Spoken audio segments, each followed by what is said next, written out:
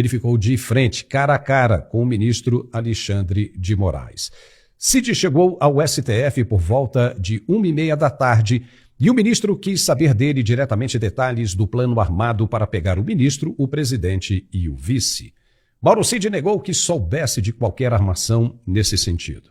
A polícia já tinha pedido ao ministro o cancelamento dos benefícios da delação por achar que o ex-ajudante não cumpriu com o acordado anteriormente. Havia a possibilidade que Cid saísse dali preso nesta quinta-feira novamente. E para a gente conversar mais um pouquinho sobre isso, estamos recebendo hoje o professor Marcos Pisolato. Seja muito bem-vindo, Pisolato. Mauro Cid cara a cara com o ministro Alexandre de Moraes. Você acha que isso é mais uma medida de pressão para que o ex-ajudante possa dizer o que as autoridades precisam para fortalecer o argumento de indiciamento de Bolsonaro?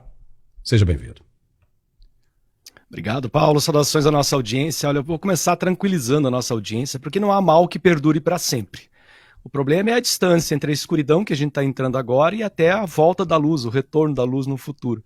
Esse caminho vai ser doloroso, como você bem disse na sua abertura, a gente vai passar por um processo bastante doloroso no Brasil. A gente já falou aqui algumas semanas atrás que a gente pode vir a ver tragédias mais graves no Brasil se a pressão continuar aumentando assim de forma tão deslocada, né? O que a gente está vendo aí é uma mistura de faroeste e caboclo com comédia pastelão. A gente tem uma ordem jurídica que já foi abandonada há muito tempo, né? Eu estava lendo agora há pouco, inclusive, o caso do Felipe Martins, que ele continua tendo que provar que ele não viajou para os Estados Unidos, e agora eles querem encontrar uma justificativa da porquê da prisão dele, por exemplo. Não, é porque ele simulou que ele ia viajar. Então temos o crime de simulação. Como você bem disse na tua abertura também, para mostrar outro lado dessa maluquice jurídica que a gente vive hoje, você pensar é crime de pensamento. Vamos imaginar que qualquer um de nós aqui faça um minuto de reflexão e pense hipoteticamente o que aconteceria com o Brasil a partir de hoje, se, por exemplo, hipoteticamente, o nosso presidente atual falecesse. Pronto, isso é crime. Eu tentar prorrogar o Brasil imaginando como seria sem esse presidente. Isso não é crime. Crime de pensamento só existiam em obras de ficção distópicas, né? Infelizmente, a gente está vendo esse caso. Veja, de novo, a gente não está dizendo que não quer que se investigue, porque a gente percebe uma total inversão jurídica. Nós temos um juiz que é vítima e é julgador e vai ser o juiz do processo. Isso é absurdo. Infelizmente, a gente, diante da situação do indiciamento do Bolsonaro e de mais 35 pessoas de alto galardão, a gente está falando de generais das Forças Armadas, eu não consigo imaginar que esse megalomaníaco que ocupa essa cadeira mais elevada no nosso judiciário, esse homem aí sem cabelo, a gente pode mencionar o nome, mas eu não consigo imaginar ele dando uma ordem de prisão para um general. Para o Bolsonaro eu consigo imaginar porque ele tem essa sensação de ódio pessoal. A gente entrou num campo judiciário, como você bem disse, não é mais o direito positivo. A gente está dentro do direito personalíssimo. E é uma figura. Tá? A gente ousa falar democracia quando tem uma figura que detém todo esse poder. E a gente vê um silêncio sepulcral, tirando a família Bolsonaro, que vai para o parlamento gritar e bradar, e um ou outro deputado. A gente está vendo um silêncio aterrorizante aí no nosso parlamento. Isso não pode acontecer. Querem investigar? Investiguem dentro de um sistema jurídico decente, civilizado, seguindo as normas jurídicas.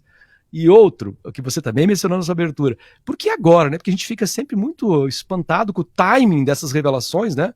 Um caso de praticamente 2 anos atrás, justo agora é revelado e as prisões são feitas, um indiciamento muito rápido. Queria que tivesse tido essa mesma celeridade, essa mesma velocidade, essa mesma eficiência. No caso, por exemplo, do prefeito Celso Daniel, o próprio caso do Adélio Bispo, né, Eduardo Campos, quantos casos que poderiam ter sido investigados com a mesma celeridade. Então eu entendo a indignação da nossa audiência, a gente vai ver depois dos comentários, o brasileiro fica mesmo indignado porque a gente vê que a gente vive num regime de exceção, que ele vem gradativamente cumprindo com aquilo que o próprio, agora presidente na época, candidato falou, eu só vou sossegar o dia que esses caras estiverem todos, não vou usar o mesmo linguajar dele, mas ele falou que esses caras estiverem todos presos. É um sonho pessoal deles, ver o presidente Bolsonaro encarcerado. Agora, se essa situação chegar a acontecer, então se o plano A, que é apenas inibir politicamente o Bolsonaro, Valdemar da Costa Neto, diminuindo, tendo aí a famosa direita permitida, que seriam as alternativas ao Bolsonaro, e não prenderem. Não, vamos investigar, tentamos tirar essa imagem dele, fazer com que muitas pessoas abandonem esse apoio, rachar essa direita. Esse até seria um caminho mais saudável fisicamente para o Brasil, inclusive. Agora vamos imaginar que esse megalomaníaco, que é um ministro do Supremo, resolva de fato mandar prender Bolsonaro e os generais.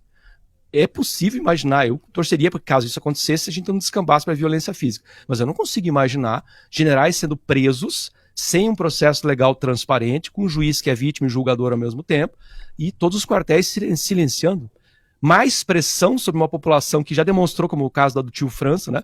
O homem que se vestiu de coringa e causou aquela cena, que eles também estão colocando nesse processo, um claro caso de desequilíbrio mental e atentado contra a própria vida. Qualquer um vê isso. Se um alienígena viesse agora e olhasse para aquela situação, uma pessoa desequilibrada, que no ato de 3 loucuras foi lá e cometeu um suicídio.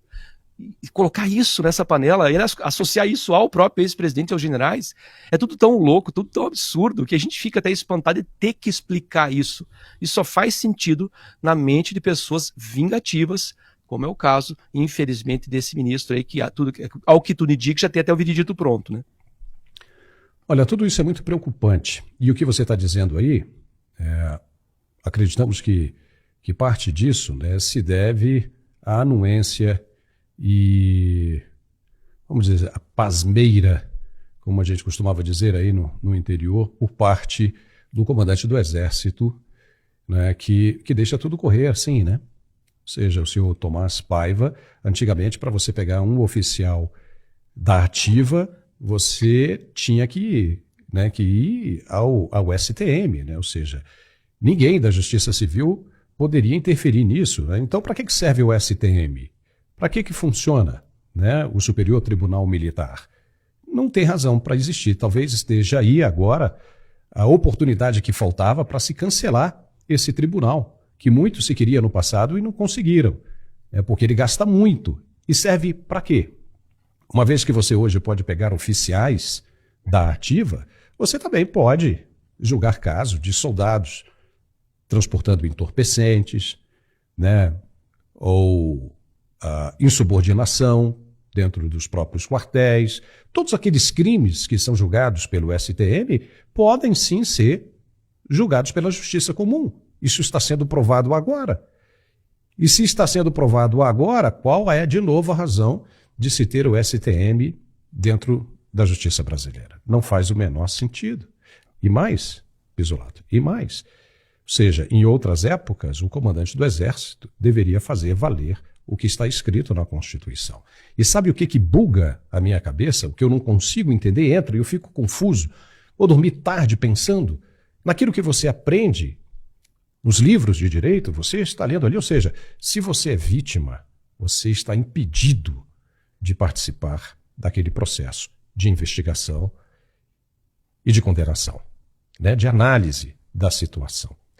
Mas o que tem acontecido é o que, em outros casos, se chama perfeitamente de justiça com as próprias mãos, né? No programa anterior nós demos um exemplo disso, né, de um fazendeiro que tem as suas terras invadidas e ele mesmo reúne o pessoal dele, vai lá, prende aqueles invasores, julga aqueles invasores, né? O crime organizado faz isso, né? Fizeram isso com o Tim Lopes lá no Rio de Janeiro, né? Caçaram, prenderam, julgaram e executaram. É por isso que você não pode, né, ter uma pessoa envolvida no processo como o julgador daquele. Então, minha cabeça, eu não consigo entender o que está acontecendo. Porque isso é proibido, mas está acontecendo. Nós vamos ter que mudar todos os livros, nós vamos ter que mudar a Constituição, porque nós não conseguimos entender, Pisolato. Está acontecendo. Infelizmente, Paulo, Olha, a nossa realidade. Só para concluir mais uma coisa, mais de 50% da população brasileira não acredita nessa narrativa de atentado contra a integridade física dessas autoridades. É difícil. Eu vou lhe dar mais um exemplo disso aqui.